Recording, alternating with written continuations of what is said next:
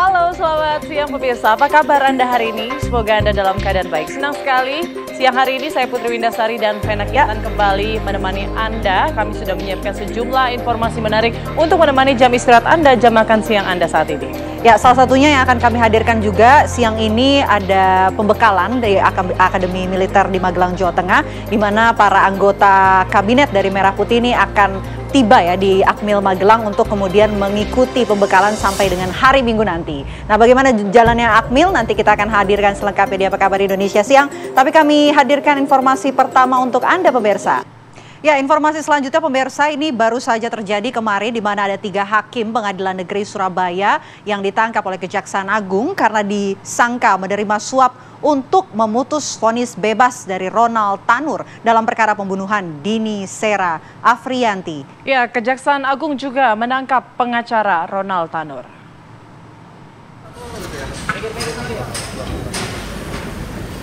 Tiga hakim Pengadilan Negeri Surabaya, Erintuah Damanik, Heru Hanindio, dan Mangapul ditangkap dalam kaitan pemberian vonis bebas terhadap terdakwa kasus pembunuhan Gregorius Ronald Tanur ditangkap Kejaksaan Agung.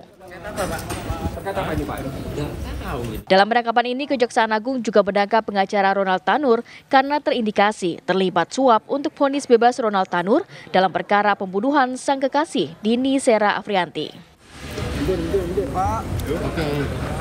Kejaksaan Agung menemukan bahwa hakim Pengadilan Negeri Surabaya saat itu, yaitu Erintuah Damanik, Heru Hanindio, dan juga Mangapul, telah menerima suap dan atau gratifikasi dari pengacara Gregorius Ronald Tanur. Barang bukti uang miliaran rupiah dalam mata uang berbagai negara telah ditemukan. Ada beberapa pemberitaan yang saya lihat di media yang kurang pas pemberitaannya. Karena ini intinya adalah benar bahwa pada hari ini sudah ada pelaksanaan kegiatan serangkaian kegiatan penyidikan oleh tim dari Kejaksaan Agung. Dari kami hanya ketempatan harus melaksanakan kegiatan memfasilitasi teman-teman yang sedang melaksanakan kegiatan pemeriksaan, di mana dapat pengamanan terhadap 3 orang yang diduga menerima suap gratifikasi terkait perkara yang berkaitan dengan penanganan perkara atas nama Ronald Tanur. Jadi sudah ada 3 orang dan sudah diperiksa, sedang dilaksanakan pemeriksaan di Kejaksaan Tinggi Jawa Timur oleh tim dari Kejaksaan Agung. Jadi nanti pada jam 19 insya Allah Pak Jampisus sendiri akan langsung memaparkan kasus posisinya terkait dengan perkara tersebut. Jadi kami tidak berkewenangan untuk bisa menyampaikan materi apapun, hanya kepada teman-teman media agar tidak keliru bahwa bukan dibawa ke Polda tapi dibawa ke kantor Kejaksaan Tinggi Jawa Timur untuk dilakukan pemeriksaan lebih lanjut. Sedikit Pak komentar Pak. Ketiga hakim tersebut kini ditahan di Rutan Kejaksaan Agung, sementara pengacara Ronald Tanur ditahan di Rutan Kejati Timur. Dari Jakarta dan Surabaya, Jawa Timur, tim TV One mengabarkan. Pemirsa, ratusan warga korban konflik sengketa tanah di antar desa di Pulau Adunara, Kabupaten Flores Timur, Nusa Tenggara Timur terpaksa mengungsi.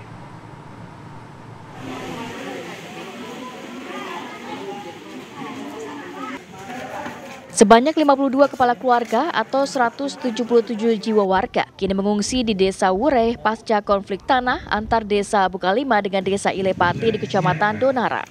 Ratusan warga ini terpaksa menumpang di rumah-rumah penduduk dan sejumlah tempat ibadah ini kini membutuhkan bantuan.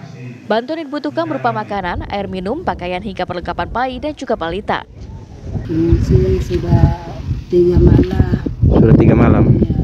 Hanya pakaian di badan atau bagaimana? Ya, saya mau datang ke situ pakai masak air bikin kopi, tapi saya dengar bom bunyi, kalang kabut saya lari.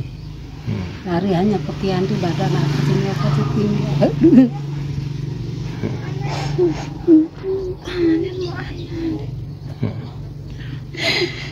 Jadi sudah 2 hari mamanya di rumah keluarga. Ya. Nah, bantuan sejauh ini bagaimana Mama? Ada di Luru itu bantuan untuk makan ini ada. Oh ya. Sejumlah warga pengungsi mengaku saat peristiwa bentrok antara desa tak dapat menyelamatkan barang-barang miliknya yang turut terbakar saat para pelaku membakar puluhan rumah warga. Dari Larangan untuk KNTT, Taufik Koban, TV One mengabarkan.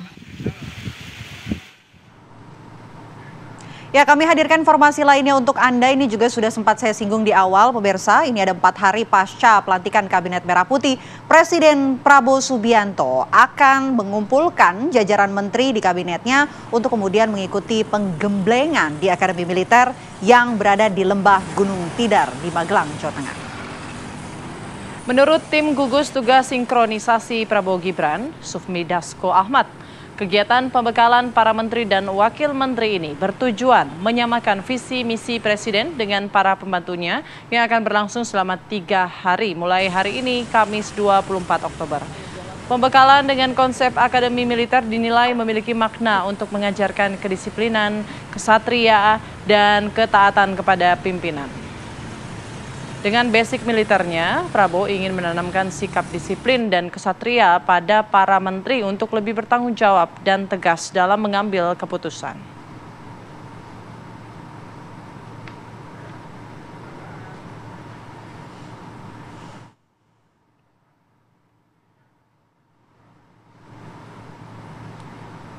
Pemirsa, para menteri Kabinet Prabowo Gibran sudah berangkat menuju Magelang sejak siang ini untuk mengikuti pembekalan. Dan untuk mengetahui perkembangan acara pembekalan para menteri, kami sudah terhubung dengan Andri Prasetyo di Bandara Jogja dan Danita Riyadini di Akmil Magelang. Kita menuju ke Andri Prasetyo terlebih dahulu. Andri, apakah sudah keseluruhan dari para menteri dan juga wakil menteri ini sudah tiba di sana? Ya, Putri, Vena, dan juga pemirsa, dapat kami kabarkan dari Bandara Adi Sucipto Yogyakarta, memang hingga saat ini semua persiapan menyambut kedatangan para menteri, wakil menteri, dan juga presiden dan wakil presiden Prabowo Gibran ini masih terus dilakukan. Dan nampak di belakang saya mengabarkan ini sejumlah aparat kepolisian dan juga TNI masih terus siap menunggu kedatangan para rombongan dari Jakarta. Di belakang saya sudah disiapkan tenda begitu yang nantinya ini untuk menyambut para menteri dan juga wakil menteri. Nantinya direncanakan para menteri dan wakil menteri ini akan mendarat di Bandara Adi Sucipto dan mereka akan keluar dari pintu VIP ini dan langsung nanti akan naik bus, menggunakan bus perjalanan dari Bandara Adi Sucipto menuju ke Akademi Militer di Magelang, Jawa Tengah. Sementara untuk rombongan Presiden Prabowo Subianto dan juga Wakil Presiden Gibran Raka Buming Raka nantinya tidak akan melewati pintu VIP ini, akan tetapi pesawat akan turun di Base of Lanut Adi Sucipto Yogyakarta yang berjarak beberapa ratus meter dari tempat kami mengabarkan ini. Dan nantinya setelah turun dari Base of Lanut Adi Sucipto, rombongan akan keluar melewati Tugu Tontong yang ini nanti direncanakan menggunakan jalur darat, menggunakan mobil Maung, kemudian akan berjalan dari Pangkalan Udara Adi Sucipto ini menuju ke Akmil Magelang melalui jalur darat. Akan tetapi memang selain jalur darat, ini petugas juga menyiapkan nantinya jalur udara begitu, di mana sejumlah helikopter juga sudah disiapkan nantinya apabila ini opsi kedua akan dilakukan melalui jalur udara. Dan memang informasi yang kami terima untuk rombongan yang pertama nanti mendarat ada rombongan dari para wakil menteri yang berangkat dari Jakarta sekitar pukul 1 dan direncanakan tiba di Bandara Adi Sucipto ini sekitar pukul 1:30 siang. Kemudian setelah rombongan wakil menteri akan dilanjutkan dengan rombongan menteri, kemudian rombongan wakil presiden Gibran dan juga terakhir rombongan dari Presiden Prabowo Subianto. Dan memang saat ini kami masih menunggu kedatangan rombongan menteri dan juga wakil menteri di Bandara Adi Sucipto Yogyakarta. Demikian Putri dan Vena yang dapat kami kabarkan. Sementara kita kembali ke studio. Ya, itu dia tadi laporan Andri Prasetyo dari Bandara Adi Sucipto menggambarkan mengenai rute yang akan dilewati oleh para anggota Kabinet Merah Putih. Bagaimana persiapan di Akademi Militer? Kita tanyakan kepada Danita Riyadini di sana. Danita, seperti apa persiapannya dan siapa saja yang sudah tiba?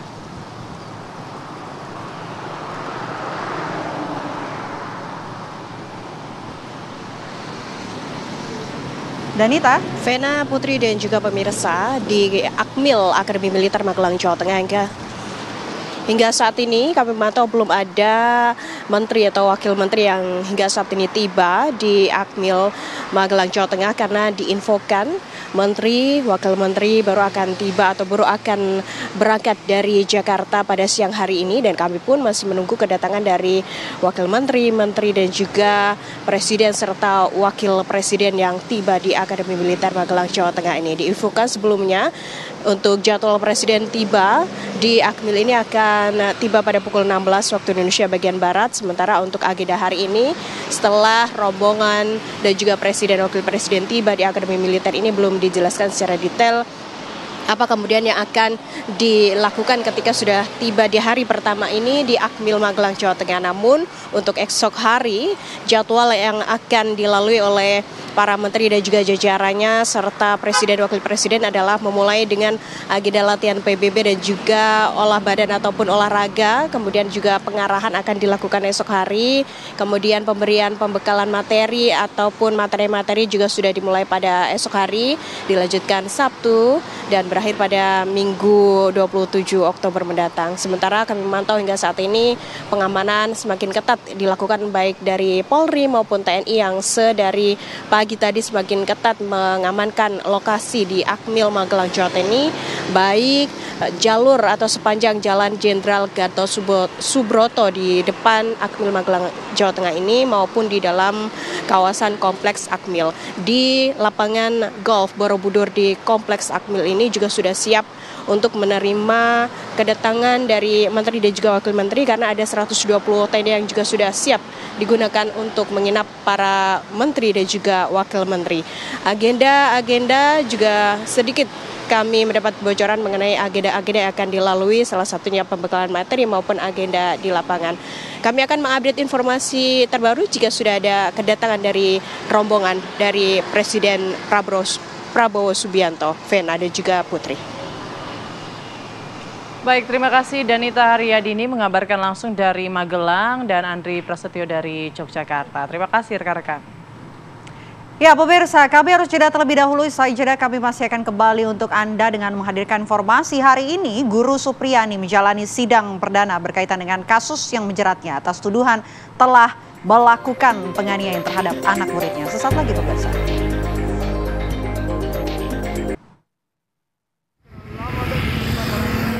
Kepolisian Polres Konawe Selatan menggerahkan 500 personelnya dalam pengamanan sidang kasus Ibu Supriyani di Pengadilan Negeri Andolo, Kabupaten Konawe Selatan, Sulawesi Tenggara.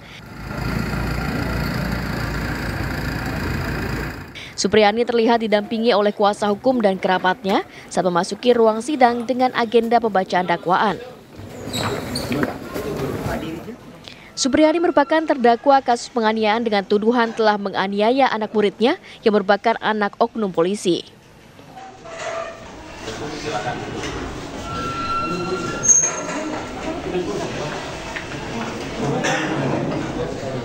Melakukan koordinasi dengan pihak Polda maupun dengan pihak Brimob.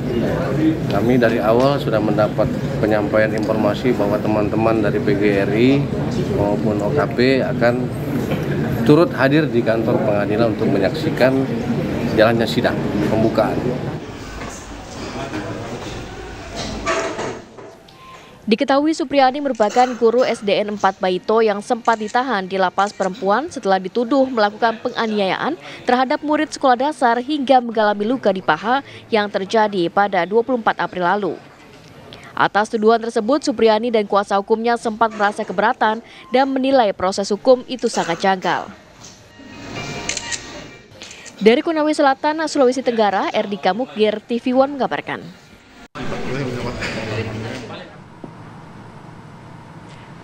Ya, dan untuk mengetahui bagaimana perkembangan kasus yang menimpa Ibu Guru Supriyani, saat ini kami sudah tersambung bersama dengan Ibu Supriyani yang didampingi oleh kuasa hukumnya.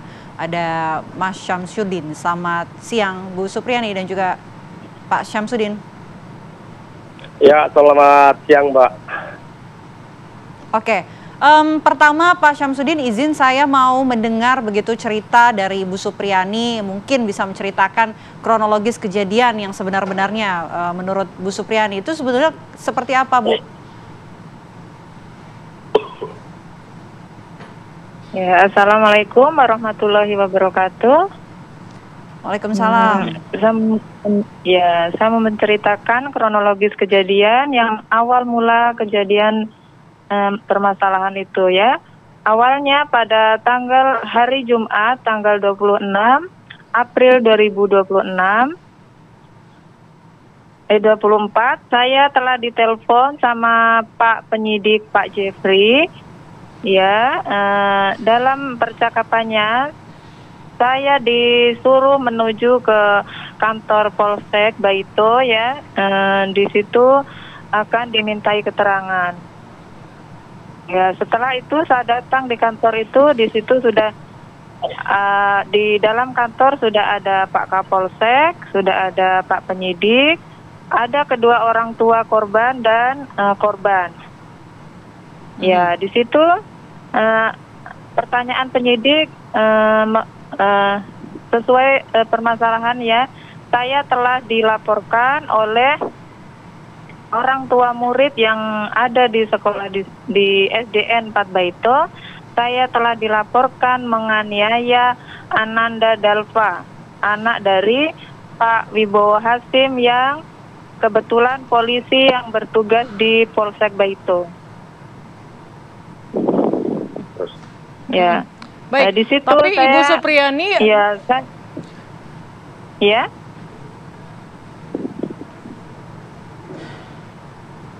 Ibu Supriyani, tapi sebetulnya tuduhan Ibu apakah benar memang melakukan penganiayaan atau bagaimana Bu? Tuduhannya apa dari pelapor ini? Ya, tidak Bu, saya tidak melakukan perbuatan itu karena siswa itu bukan siswa saya dan saya juga bukan mengajar siswa di kelas tersebut ya. Tugas saya mengajar di kelas 1B dan siswa korban tersebut ada di kelas 1A. Dan di kelas 1A pun ada gurunya sendiri atas nama Lilis Herlina Dewi. Oke, jadi tidak pernah mengajar begitu, lantas kemudian bagaimana Bu bisa timbul tuduhan seperti ini? Katanya juga anak tersebut mengalami luka dan kemudian lari ke tuduhan kepada Ibu Supriyani. Iya. Awalnya anak itu mengaku ditanya kedua orang tuanya itu jatuh dari sawah. Setelah ayahnya mendengar perkataan itu kasih tahu sama ayahnya, kemarin di sawah tidak jatuh katanya. Terus anak itu didesak sama ayahnya, dia mengaku katanya dipukul sama ibu guru kelas 1B. Oke, tapi Ibu apakah mengenal kedua orang tuanya ini sampai kemudian orang tuanya ini mendesak supaya anaknya ini mengaku dianiaya oleh Ibu Supriyani? Apakah Ibu ada hubungan atau mungkin ada permasalahan dengan orang tua siswa ini? Nggak ada Bu, nggak ada hubungan keluarga, tetangga pun jauh, beda desa ya. Cuma mungkin kenal sebatas orang tua dengan murid orang tua dengan guru di sekolah. Karena anaknya sekolah di SD 4 Baito. Gitu Bu. Baik, Bu Supriyani, saya mau ke Pak Syamsuddin. Pak Syamsuddin, barang bukti apa yang sudah disiapkan oleh tim hukum dari Bu Supriyani ini untuk meyakinkan bahwa memang Bu Supriyani ini tidak bersalah begitu dan tidak mengenal sama sekali mengenai murid yang menuduh Bu Supriyani menganiayanya? Ya, jadi terkait oleh alat bukti yang kami siapkan, itu pertama itu adalah saksi. Jadi saksi-saksi ini itu guru-guru yang mengajar di sekolah itu. Jadi kami juga telah sementara berkoordinasi dengan saksi ahli. Jadi kedepannya kami juga akan ajukan saksi ahli. Baik, Pak Syamsuddin, ini kan sudah ditetapkan sebagai terdakwa ya Pak ya, artinya kan berarti sudah P21 ya begitu. Nah ini barang bukti apa yang dimiliki sampai akhirnya kemudian Bu Supriyani ini sudah jadi terdakwa? Jadi gini, ini bukan lagi P21, hari ini sidang perdana. Jadi sesuai dengan dakwaan jaksa penuntut umum yang mereka perlihatkan di dalam berkas perkara, yang alat buktinya itu satu buah sapu ijuk, terus dengan foto luka anak tersebut yang beredar di media sosial. Itu alat buktinya itu. Oke. Apa yang akan dilakukan oleh tim kuasa hukum Pak Syamsuddin selanjutnya untuk kemudian membebaskan Bu Supriyani dari tuduhan? Ya, yang kami akan lakukan sekarang adalah menghadapi persidangan ini, yang karena tadi sudah ada dakwaan, maka minggu depan hari Senin lagi kami akan sidang dengan eksepsi. Nah, di dalam eksepsi ini kita akan uraikan semua apa-apa saja yang kejadian ini. Terus yang kedua bahwa tempat mau di restorasi justice, tapi ini tidak selesai karena berhubung persidangan tadi sudah berlangsung. Jadi mengenai perkara ini untuk kami bisa buktikan dan bebaskan terdakwa ini, ya insya Allah nanti kami akan persiapkan nanti ke depan. Setelah nanti kan kami belum ada, kami mau rapat internal dulu dengan tim kuasa hukum ini, hal-hal apa yang kami akan lakukan. Baik, Pak Syamsuddin, Bu Supriyani ini informasinya, tapi tolong dikonfirmasi kembali ya. Informasinya Bu Supriyani ini sempat meminta maaf kepada orang tua siswi tersebut. Ya, jadi Ibu Supriyani ini memang benar, dia telah pernah meminta maaf kepada orang tua siswa. Nah, di dalam disuruh mengaku permohonan permintaan maafnya itu malah justru dijadikan sebagai seolah-olah bahwa dia adalah sebagai pelakunya gitu. Sementara pengakuan dari Ibu Supriyani ini mulai dari tanggal 24 sampai 25 Ibu Supriyani ini sampai 26 dia tidak pernah mengajar di kelas tersebut. Bahkan sebelum-sebelumnya juga tidak pernah mengajar di situ. Hanya pada saat kebetulan di tanggal 26 ya, di tanggal 26 Ibu Lilis ini minta tolong kepada Ibu Supriyani untuk mengecek kelasnya gitu. Jadi kejadian ini aja kami juga berpikir kok aneh gini ya. Jadi kegiatannya tidak pernah dilakukan, nanti di tanggal 26 itu diperintahkan sama itu pun cepat saja, kok di tanggal 26 sudah ada laporan. Oke, baik. Tentu kita berharap permasalahan ini bisa selesai seadil-adilnya, terungkap sebagaimana mestinya. Terima kasih banyak Pak Supriyadi, Ibu Supriyani dan juga Pak Syamsuddin atas waktunya di Apa Kabar Indonesia siang. Ya, semoga sehat selalu. Selamat siang. Baik, terima kasih. Ya, pemirsa, kami hadirkan informasi lainnya untuk Anda. Ini Kementerian Pertahanan Republik Indonesia mendirikan Proton BIM, Rumah Sakit Pusat Angkatan Darat Gatot Subroto yang berfungsi untuk memenuhi pelayanan serta pengobatan terhadap masyarakat.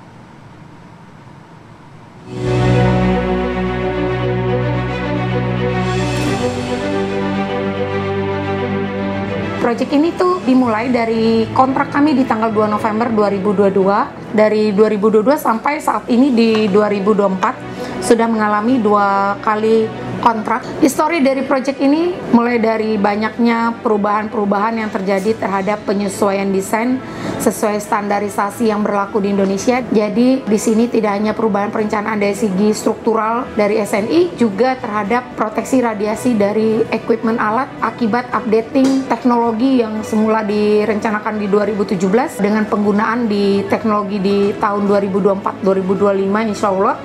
Sehingga kendala di proyek ini banyaknya sekali pekerjaan rework dan menunggu evaluasi perencanaan. Rumah sakit ini juga memberikan sesuatu yang baru dari bangunan rumah sakit secara garis besar, yaitu adanya proteksi penggunaan high density concrete, di mana teknologi ini belum ada sebelumnya di bangunan-bangunan infrastruktur ataupun struktur bangunan lain di kementerian manapun, dan di negara kita di struktur belum ada penggunaan high density concrete dengan 4.800 kg per kubik ini. Dan ini juga kita melakukan risetnya cukup panjang dari Januari 2023 sampai finalisasi formula di September 2023. Harapannya proyek ini nantinya bisa bermanfaat bagi masyarakat, terutama di bagian onkologi, di bagian penyakit internis cancer. Semoga dengan adanya bangunan rumah sakit ini negara hadir untuk memberikan kemaslahatan untuk masyarakat, sehingga pengobatan tidak perlu lagi ke luar negeri, sehingga bisa dilakukan di dalam negeri sendiri. Kebijakan di sini, Pak Prabowo selaku Kementerian Pertahanan, saya sebagai warga masyarakat cukup mengapresiasi sekali karena kebijakan upgrading rumah sakit ini sudah seharusnya dan selayaknya dilakukan, karena kalau tidak dimulai dari sekarang, kapan lagi gitu dimulainya. Sehingga adanya pembangunan rumah sakit ini ada trigger nantinya untuk rumah sakit lainnya di seluruh pelosok negeri bisa memberikan kemaslahatan dan hadir negara untuk masyarakat. Ya pemirsa, kami harus jeda terlebih dahulu. Saya jeda, kami akan kembali dengan informasi menarik lainnya. Tetaplah bersama kami.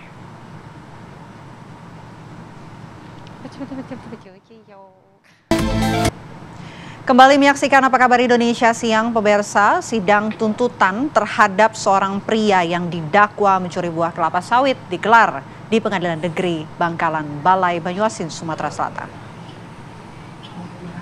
Jaksa penuntut umum menuntut Iwan Rahmana Febriansyah, terdakwa pencuri buah kelapa sawit dengan tuntutan 7 tahun penjara. Sidang tuntutan dibacakan jaksa penuntut umum di Pengadilan Negeri Pangkalan Balai Banyuasin, Sumatera Selatan. Sementara kuasa hukum terdakwa keberatan dengan tuntutan tersebut. Selain itu, kelapa sawit tersebut berada di lokasi kebun milik keluarga terdakwa.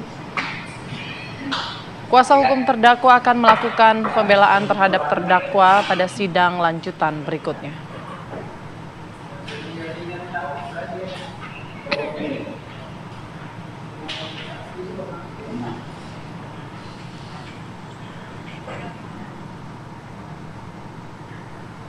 Ya, untuk mengetahui kronologi kejadian, kami sudah terhubung dengan Bapak Junaidi, paman dari seorang pria yang didakwa mencuri buah kelapa sawit di Banyuasin, Sumatera Selatan.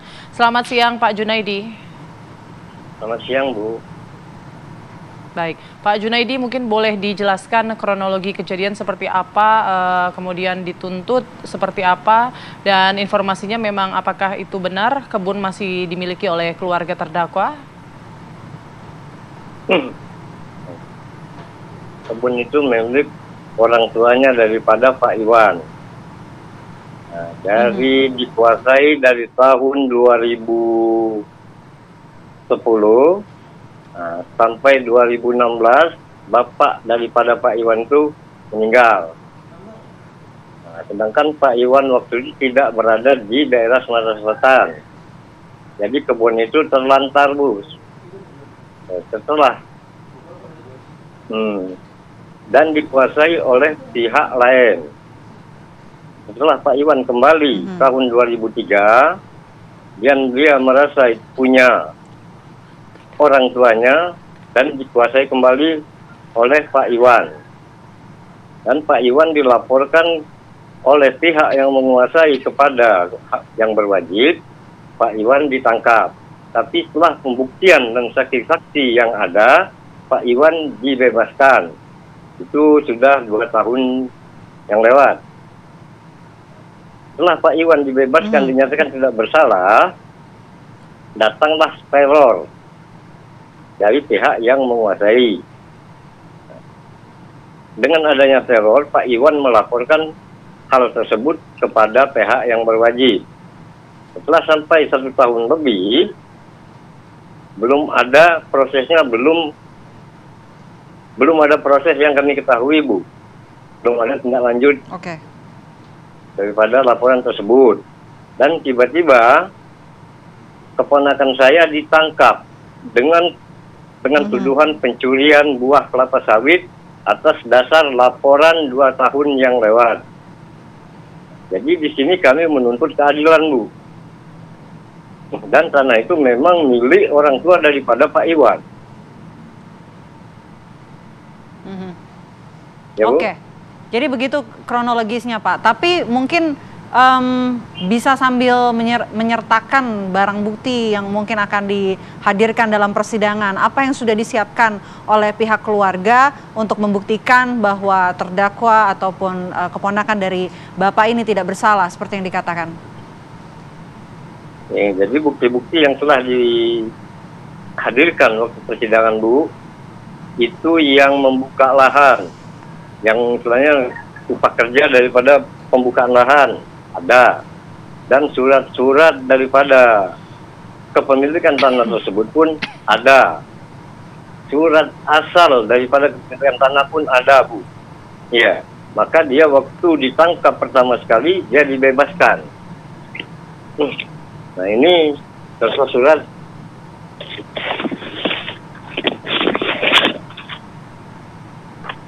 kepemilikan lahan, Bu.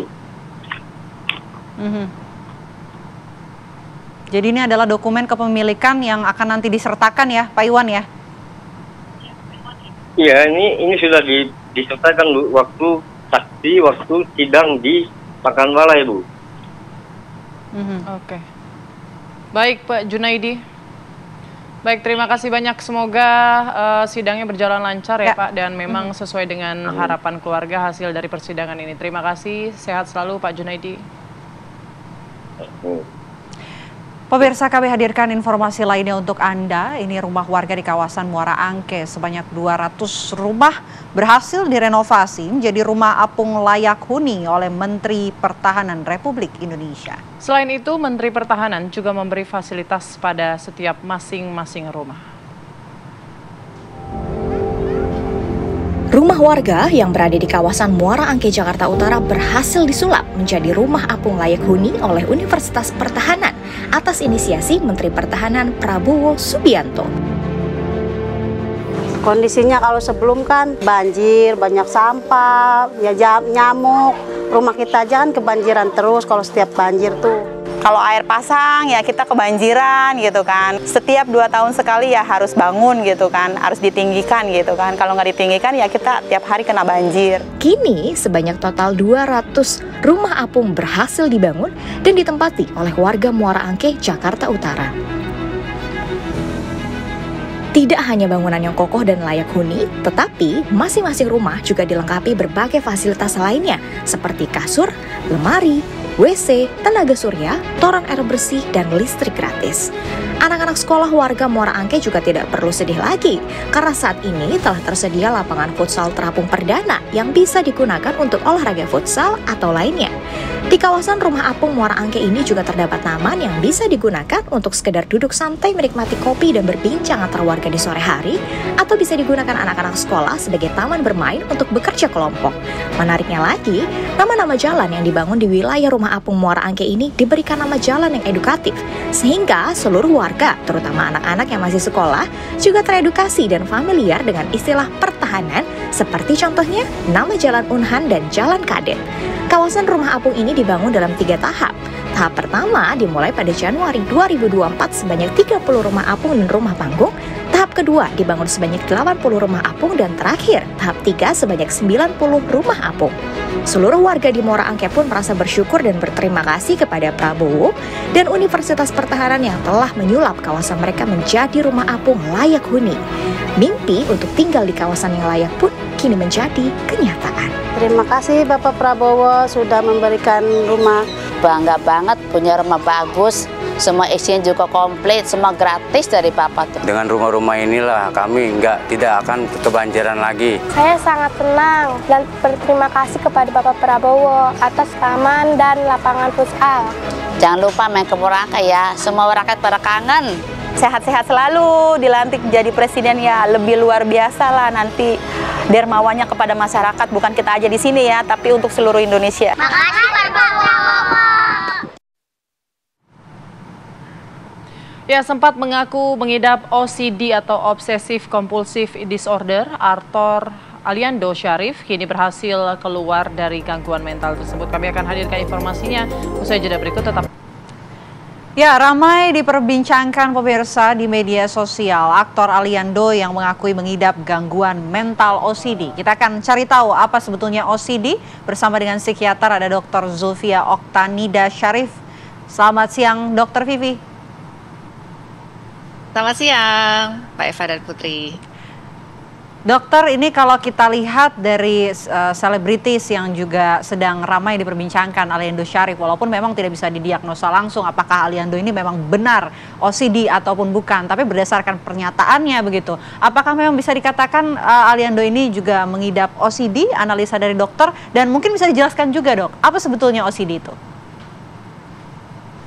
Ya, baik. Sebetulnya OCD adalah salah satu gangguan mental yang memiliki dua aspek gejala. Yang pertama adalah obsesi.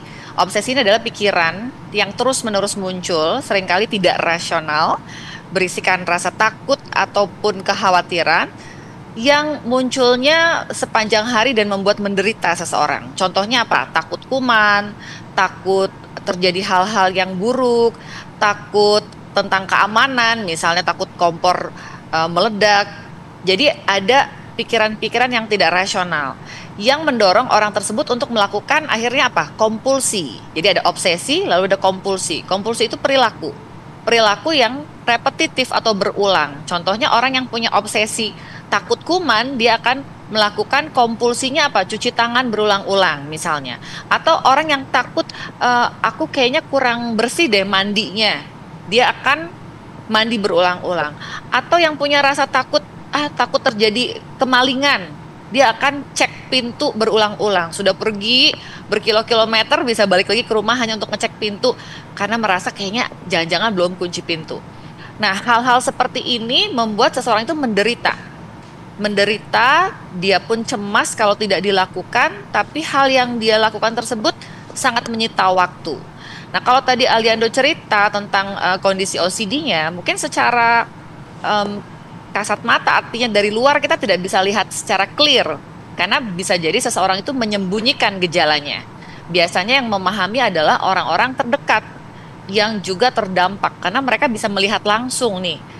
Contohnya misalnya seseorang yang kok mandinya berjam-jam, sampai dia terlambat ke sekolah, ke kampus, ke tempat kerja, karena rupanya dia harus berhitung mandinya.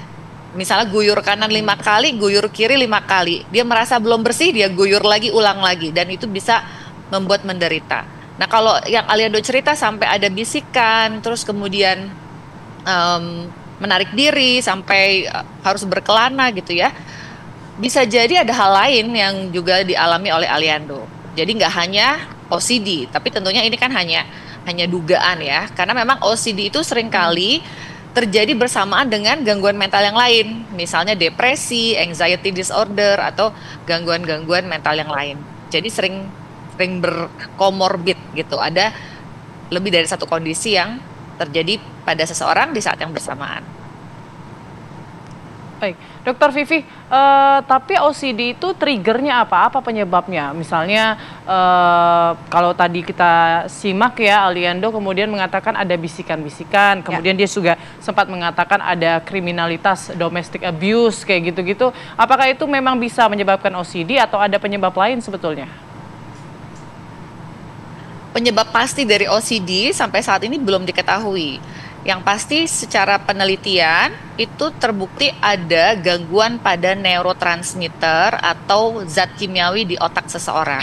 Artinya pada seseorang yang mengalami OCD ada gangguan pada zat kimiawi serotonin, dopamin, itu semuanya ada di dalam otak kita ya. Jadi intinya ada brain abnormality, ada ketidakseimbangan di otak. Nah, kenapa seseorang itu bisa jadi nggak seimbang nih serotoninnya, dopaminnya?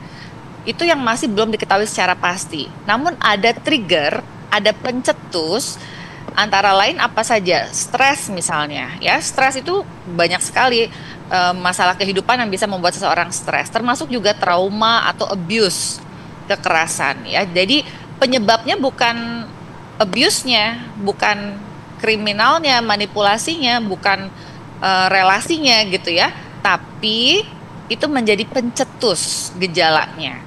Jadi OCD-nya gangguannya sudah ada karena ada gangguan pada neurokimiawi di otak, tapi dia akan menjadi lebih berat gejalanya saat menghadapi stres. Nanti reda, ada kalanya dia akan muncul lagi nih gejala OCD-nya ketika menghadapi stresor kehidupan yang lain. Seperti itu kalau OCD. Jadi dia memang kronik ya, artinya jangka panjang. Oke, lantas untuk mengetahui dokter kalau OCD ini nampaknya juga segera harus ditangani atau melewati batas normal begitu. Kalau misalnya kan di awal OCD ini bisa saja orang mencuci tangan, itu kan hal yang positif, hal yang baik begitu. Batasannya ini sampai mana untuk mengetahui bahwa OCD ini nampaknya sudah mengganggu begitu? Kalau menurut panduan diagnosis, kriteria diagnosis, mengganggunya, baik itu si pikiran maupun tindakan berulangnya itu sudah melebihi dari 1 jam dalam 1 hari. Artinya ketika kita sampai harus mencuci tangan berulang-ulang lebih dari 1 jam, itu sudah harus konsultasi ke psikiater. Atau kita sampai bolak-balik ngecek colokan gitu misalnya ya, colokan listrik. Atau kita bolak-balik ngecek kompor. Habis waktunya lebih dari 1 jam, itu sudah harus konsultasi. 1 jam itu dalam 1 hari ya. Seperti itu. Karena berarti kan banyak sekali waktu yang dihabiskan hanya untuk memenuhi perasaan yang cemas itu dengan melakukan tindakan yang melegakan dia gitu ya. Melegakan untuk sementara sebetulnya. Baik, Dokter Vivi, tapi orang yang mengidap OCD, dia sadar nggak sih kalau dia OCD? Karena kan kadang-kadang kita nggak tahu ya, maksudnya kita membayangkan 1 jam, masa iya sih ada orang nungguin kompor sampai 1 jam kalau kita yang misalnya normal. Tapi orang OCD sadar nggak bahwa dia membuang waktunya begitu? Kadang-kadang mereka kesadaran terhadap dirinya itu bisa jadi fluktuatif. Ada kalanya dia merasa sangat menderita, dia sadar kenapa sih kayaknya mestinya aku tidak seperti ini. Tapi akan ada kalanya dia denial, menyangkal. Kayaknya ini masih wajar dan normal aja sih, nggak apa-apa. Aku nggak apa-apa kayak begini gitu. I can handle this. Ini nggak ganggu hidup aku. Tapi orang sekitar pasti melihat dan sangat terganggu. Biasanya keluarga juga terganggu ya dengan perilaku seseorang yang mengalami OCD. Jadi memang kesadarannya fluktuatif, berubah-ubah. Oke. Kalau untuk penanganan ataupun pengobatan untuk orang yang menderita OCD ini, apa yang bisa dilakukan, dokter? Untuk terapi sebetulnya ada pendekatan terapi yang kita sebut namanya psikoterapi. Psikoterapi ini adalah terapi berbincang-bincang dengan profesional, dengan psikolog atau psikiater yang menggunakan teknik kita sebut cognitive behavioral therapy. Jadi ini terapi mengubah kognitifnya, pola berpikir dan juga perilaku. Salah satu teknik yang paling sering digunakan untuk OCD adalah namanya exposure and response prevention. Jadi memang ada jenis terapinya khusus ya. Nah, selain psikoterapi, ada juga terapi menggunakan obat. Karena kita tahu OCD ini ada kaitannya sama neurokimiawi di otak yang tidak seimbang. Jadi kalau ke psikiater biasanya akan diberikan obat-obat untuk bisa menyeimbangkan kadar serotonin dan dopamin di otaknya. Baik, terima kasih banyak Dokter Vivi, spesialis kejiwaan, sudah memberikan informasi di Apa Kabar Indonesia siang. Selamat siang dan sehat selalu Dokter Vivi. Anda kembali di Apa Kabar Indonesia siang. Pemirsa, artis Baim Wong dan Paula Verhoeven hadiri sidang perdana perceraian mereka di Pengadilan Agama Jakarta Selatan. Sidang perdana ini digelar setelah pengajuan cerai Baim Wong ke Pengadilan Agama 2 pekan lalu. Nomor antrian 4, silakan menuju loket kasih. Artis Baim Wong dan Paula Verhoeven menghadiri sidang perdana perceraian mereka di Pengadilan Agama Jakarta Selatan. Baim Wong tiba terlebih dahulu pada sekitar pukul 9 pagi. Baim didampingi kuasa hukumnya Fahmi Bahmid. Sementara itu, Paula Verhoeven datang ketika persidangan akan segera dimulai, yaitu di sekitar pukul 11 siang. Paula didampingi kuasa hukumnya Alfon Kurnia Palba. Paula tak mengatakan apapun saat memasuki ruang sidang. Majelis Hakim Pengadilan Agama Jakarta Selatan memberi waktu bagi kedua belah pihak untuk melakukan mediasi. Pihak dari Baim Wong mengajukan tenggat mediasi selama 1 minggu. Kuasa hukum Paula Verhoeven, Alfon Palma menyebut jika pada hari Senin esok, para pihak diharapkan kembali hadir untuk mendiskusikan hasil mediasi mereka.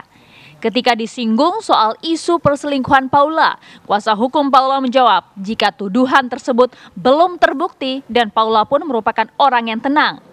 Lantas, bagaimana dengan tuntutan Baim terhadap hak asuh anak? Yang perlu jelaskan bahwa siapa yang mendalilkan dia harus membuktikan ya, dan prinsipal mengatakan itu tidak terjadi apa-apa, tidak ada apa-apa sebenarnya gitu ya. Nah, itu kedua, dan kemudian yang ketiga, nah Ini kita pengen ini sebagai suatu legal awareness aja lah ya. Legal awareness itu sebenarnya begini. Ini kan banyak berkembang terkait dengan hak asuh anak itu ada kepada baim gitu ya. Sebenarnya berdasarkan normatifnya pasal 105 itu kepada ibu sebagai pemegang muwaisnya gitu ya. Kalau misalnya ibu 3 ukuran, ibu itu menjadi terhalang untuk mengasuh anak. 1, psikologis gitu kan, ekonomis, dan kemudian ketiga itu dia itu tidak mampu gitu ya untuk merawat anak gitu. 3. Nah sebenarnya kalau misal gitu dia ada pasal selanjutnya 156 gitu. Kalau itu dia terhalang, maka yang berhak itu adalah saudari dari ibunya. Baru setelah itu bapaknya. Coba lihat nanti di kompilasi hukum Islam pasal 156 gitu. Ini legal awareness saja ya. Nah, jadi mungkin itu yang bisa saya katakan pada saat ini, bahwa pada prinsipnya kita ingin mengatakan siapa yang mendalilkan dia membuktikan gitu. Kalau semisal tidak bisa membuktikan ya itu ada persoalan sebenarnya gitu ya. Sidang perdana kasus perceraian Baim dan Paula akan dilanjutkan dengan agenda sidang masih dalam tahap mediasi pada pekan depan. Dari Jakarta, Adi Mulya, Kristianti Yosefa, Teddy Suhendi, Bawa Iman, TV One mengabarkan.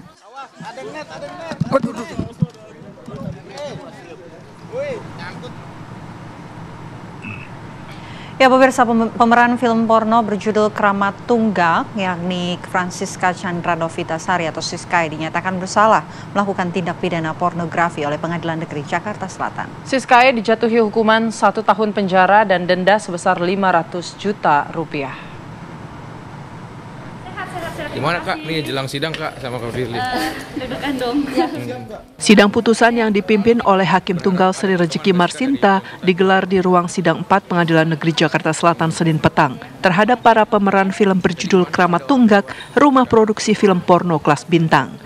Francisca Chandra Novitasari atau Siskae terbukti bersalah melakukan tindak pidana pornografi dan divonis selama 1 tahun kurungan penjara, subsidiar 1 bulan. Hakim Tunggal Sri Rejeki Marsinta dalam amar putusannya menyatakan menjatuhkan pidana terhadap para terdakwa dengan masing-masing penjara 1 tahun. Siskae dinyatakan bersalah melanggar pasal 8 Junto pasal 34 Undang-Undang Nomor 44 Tahun 2008 tentang pornografi. Hakim menyatakan tidak ada alasan maaf ataupun pembenaran atas perbuatan yang dilakukan Siskae. Hakim menyebutkan Siskae harus mempertanggungjawabkan perbuatannya.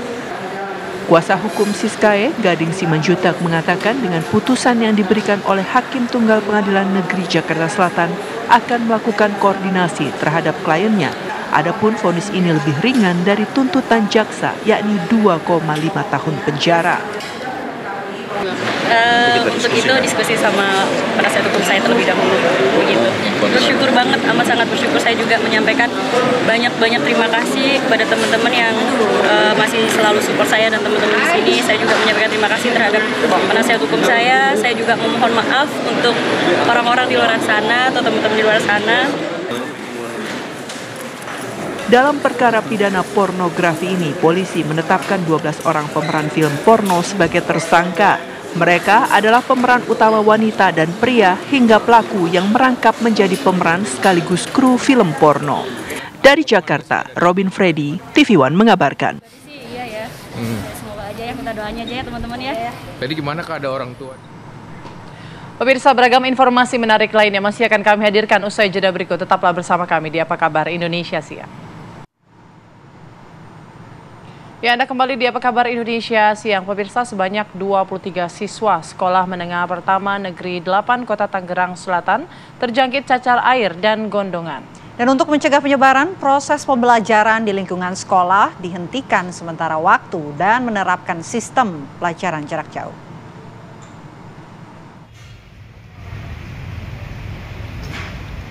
Kegiatan belajar mengajar SMPN 8 yang berlokasi di Jalan Raya Serpong, Kecamatan Setu, Tangerang Selatan, dihentikan sementara waktu setelah ditemukannya siswa yang terjangkit cacar air dan gondongan.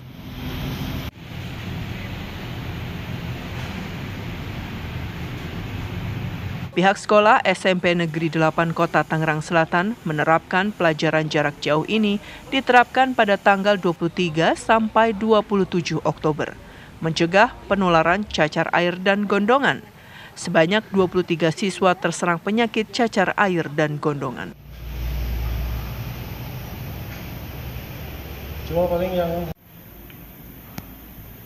Puluhan siswa tersebut kini sudah dilakukan pemantauan oleh Dinas Kesehatan melalui Puskesmas. Sejumlah langkah antisipasi juga sudah dilakukan agar tidak terjadi lagi penularan.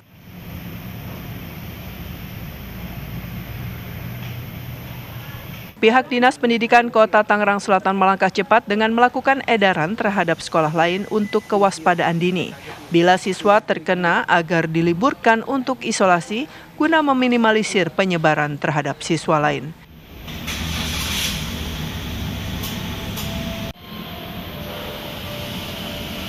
Sementara itu, Pemkot menghimbau kepada masyarakat untuk selalu menjaga kebersihan serta menjalani pola hidup sehat terlebih dalam kondisi cuaca saat ini.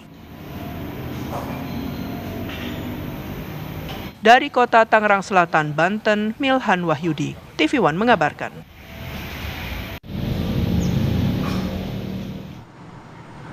Ya, pemirsa, kita update untuk mengetahui kasus pembelajaran jarak jauh yang terpaksa dilakukan di Sekolah SMP Negeri 8 Tangerang Selatan di lockdown. Kami ajak Anda bergabung bersama dengan Kepala Sekolah SMP Negeri 8, ada Pak Musli. Selamat siang, Pak Musli.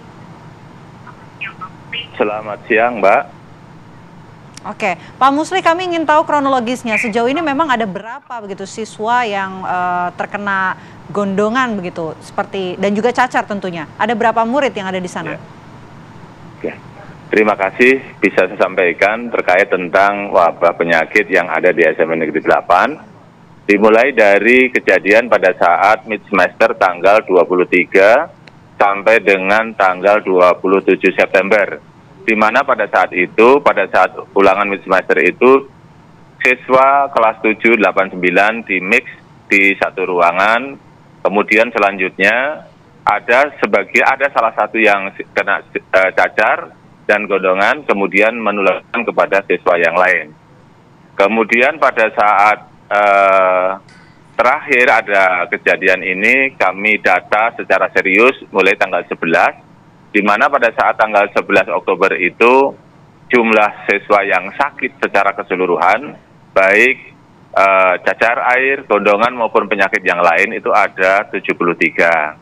Namun pada saat itu kami belum mengkategorikan sakit apa saja, karena ini berdasarkan daftar absensi anak-anak yang tidak hadir pada saat belajar di sekolah. Kemudian hari Seninnya tanggal 14, kami PJJ-kan anak-anak untuk dilakukan penyemprotan di sekolah supaya mematikan virus yang ada di sekolah. Kemudian pada hari Selasa tanggal 15, kami data kembali di mana pada saat itu yang tidak masuk karena sakit justru meningkat, ada 102. Nah, kemudian setelah itu kami mencoba untuk menghubungi Puskesmas Keranggan dan Puskesmas Setu, di mana pada saat itu kami sampaikan bahwa terjadi kondisi seperti ini. Dari 102 siswa yang sakit, itu 43 secara jumlah 43 adalah cacar dan gondongan. Kemudian selanjutnya sisanya adalah sakit biasa seperti batuk pilek, demam, dan lain-lain. Nah, hasil dari koordinasi saya dengan Puskesmas Keranggan itu dan juga Puskesmas itu, salah satunya adalah keluarlah surat himbauan berdasarkan surat edaran Kepala Dinas berupa siswa dihimbau untuk belajar dari rumah, yaitu PJJ selama 14 hari, merujuk surat yang dikeluarkan oleh Puskesmas itu. Nah, kemudian setelah itu kami lakukan PJJ mulai hari Kamis tanggal 17 Oktober, di mana nanti akan selesai di tanggal 31 Oktober 2024. Nah, kemudian selama pada saat anak-anak itu belajar di rumah, kami mencoba melakukan untuk penyemprotan kembali di tanggal 17. Kemudian juga pembersihan kelas-kelas dan lain sebagainya, supaya nanti setelah selesai dari PJJ, anak-anak kembali dalam keadaan sudah tidak ada virus di sekolah, dan mudah-mudahan anak-anak juga sudah sembuh semua, insya Allah. Ya. Baik, Pak Muslih, saat ini kondisi dari 102 anak ini apakah sudah membaik dan apakah mungkin dari 102 ini sudah ada yang sembuh, Pak?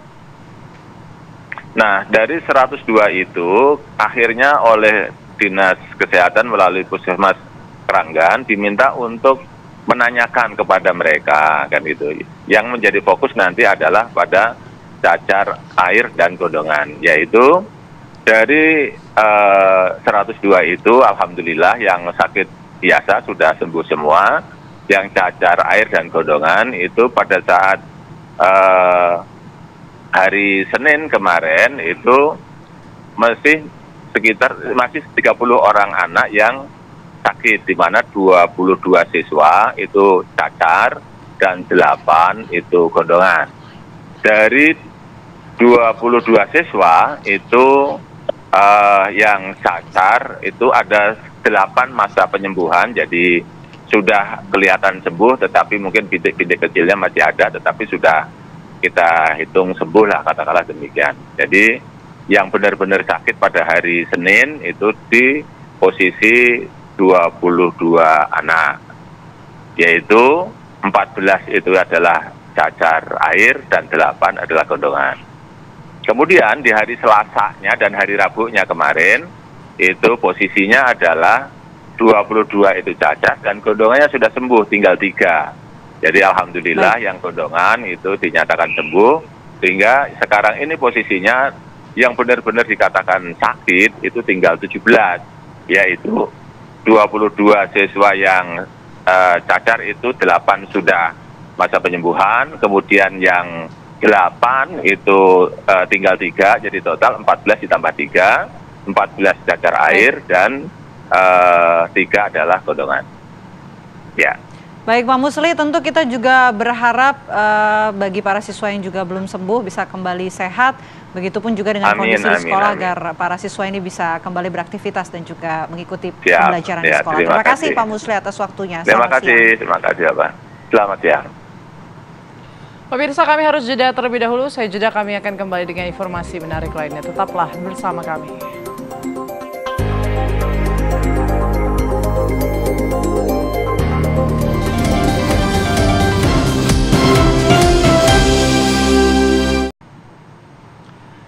Anda kembali di Apa Kabar Indonesia Siang, pemirsa. Seorang anak di Kecamatan Batang Tuaka, Kabupaten Indragiri Hilir, Riau, tewas diterkam buaya. Korban diterkam buaya pada saat sedang mandi di sungai bersama dengan ayahnya.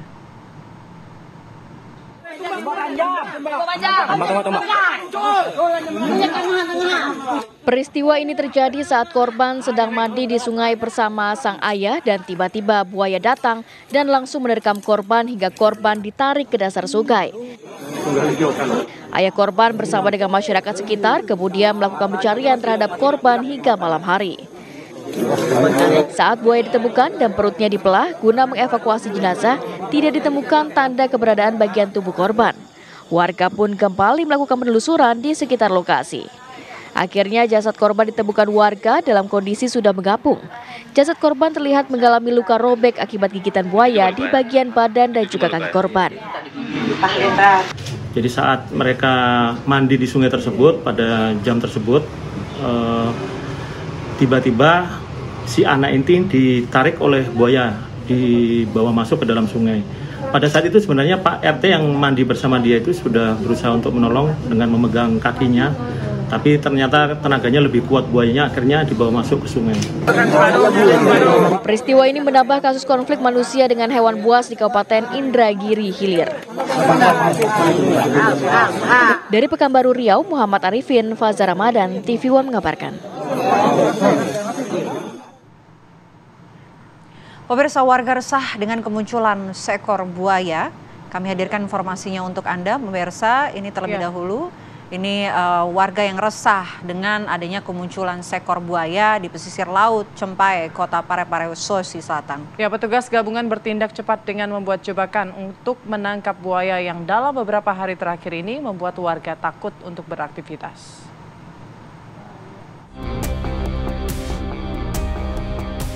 Buaya muara berukuran 4 meter ini sudah beberapa hari terakhir terlihat di pesisir pantai, Kecamatan Soreang, Kota Parepare, tepatnya di sepanjang pantai Cempai hingga ke dermaga milik PT Pertamina. Kemunculan buaya ini membuat aktivitas nelayan dan komunitas renang yang ada di Kota Parepare terganggu. Pemkot Parepare bersama SAR, Brimob, dan Tim Balai Konservasi Sumber Daya Alam atau BKSDA Provinsi Sulawesi Selatan berupaya menangkap buaya tersebut dengan membuat jebakan yang diisi umpan ayam. Jebakan ini kemudian diletakkan di sekitar buaya tersebut terlihat saat air laut surut. Rencana akan dievakuasi atau dikembalikan ke habitatnya. Tentunya keamanan bagi masyarakat itu yang lebih penting di atas segalanya. Tanpa juga harus kita menyampaikan bahwa satwa ini adalah satwa yang dilindungi oleh masyarakat. Dari pantauan drone, buaya tersebut sesekali naik ke atas pipa floating hose milik Depo Pertamina dan menjadi tontonan warga. Kemunculan buaya ini viral di media sosial saat warga melihat kemunculan buaya di pesisir pantai Kecamatan Soreang. Dari Parepare, Sulawesi Selatan, Rusli Jafar, TV One mengabarkan.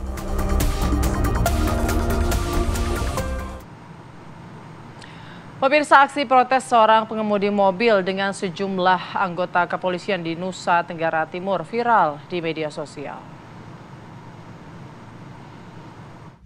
STNK? STNK ada. Bu, sebentar, saya lihat. Aksi protes perdebatan seorang wanita pengemudi mobil dengan seseorang yang diduga anggota kepolisian dan sejumlah anggota polisi berseragam viral di media sosial. Ada. Bapak sudah nggak usah bawa. Sudah, saya ada nih, Pak. Sudah.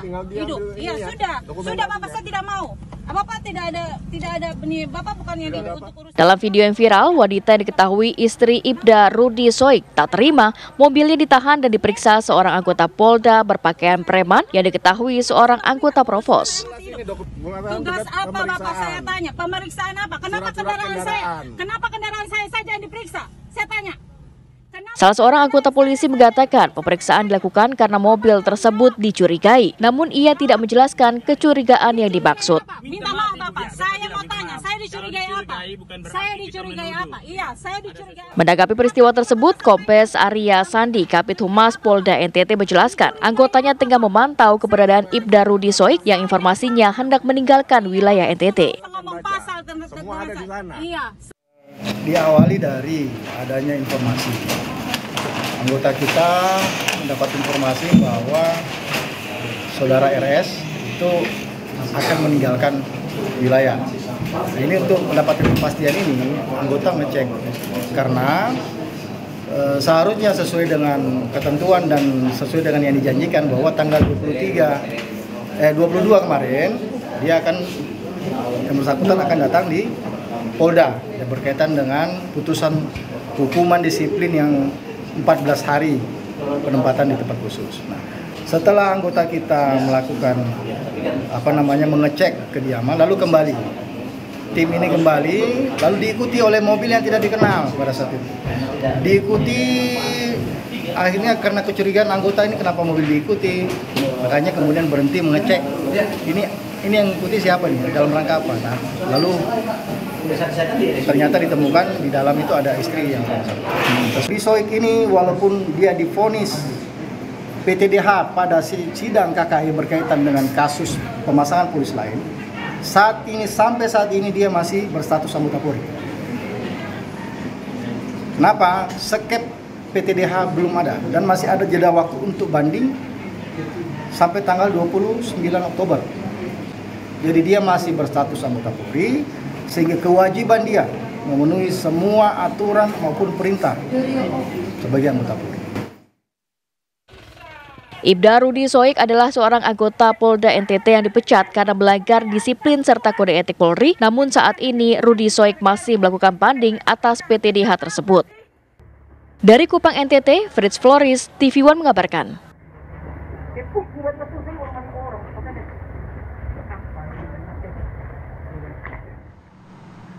Kami hadirkan informasi lainnya pemirsa. Seorang petugas pemadam kebakaran Depok gugur pada saat bertugas memadamkan api di pemotongan ayam Cisalak, Depok, Jawa Barat. Sebanyak 80 anggota Damkar menuntut keadilan dengan melayangkan somasi terbuka kepada pemerintah terkait dugaan korupsi pengadaan barang.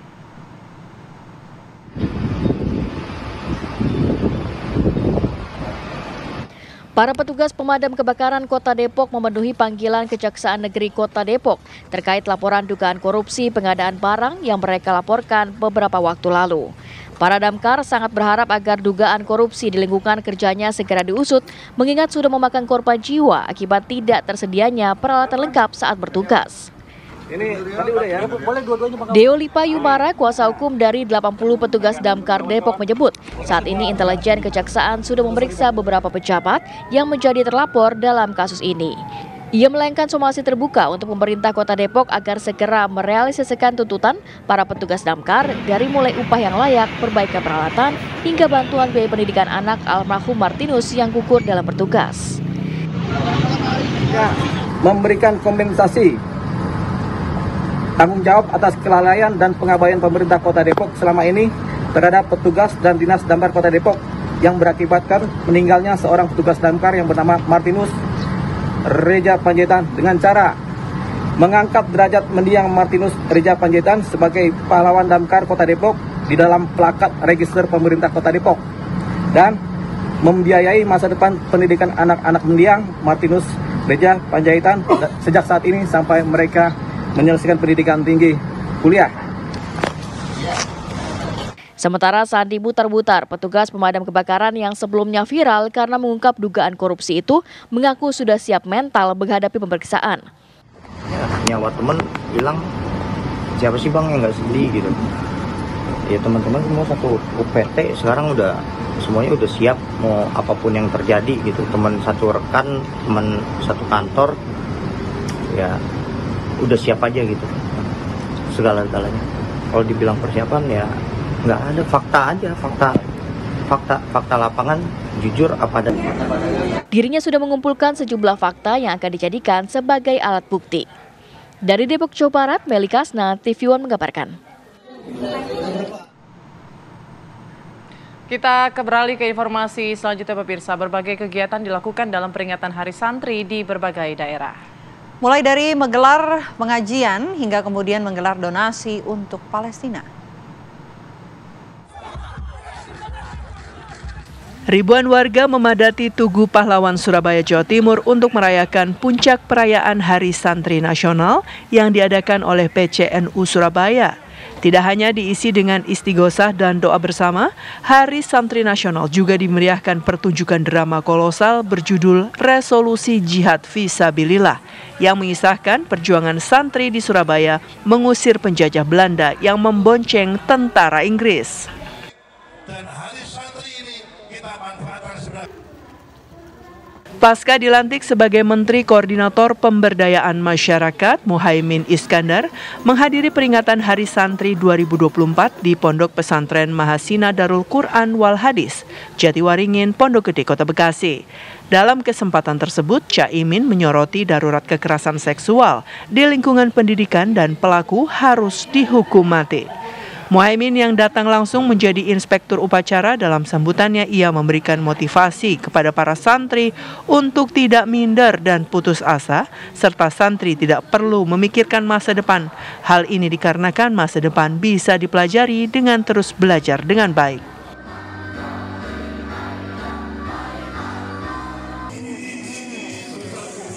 Peringati Hari Santri Nasional, ribuan santri Pondok Pesantren Husnul Khotimah di Desa Manis Kidul, Jaya Laksana, Kabupaten Kuningan, Jawa Barat gelar aksi bela Palestina Selasa pagi. Aksi ini merupakan bentuk dukungan kepada rakyat Palestina 1 tahun genosida oleh Zionis Israel.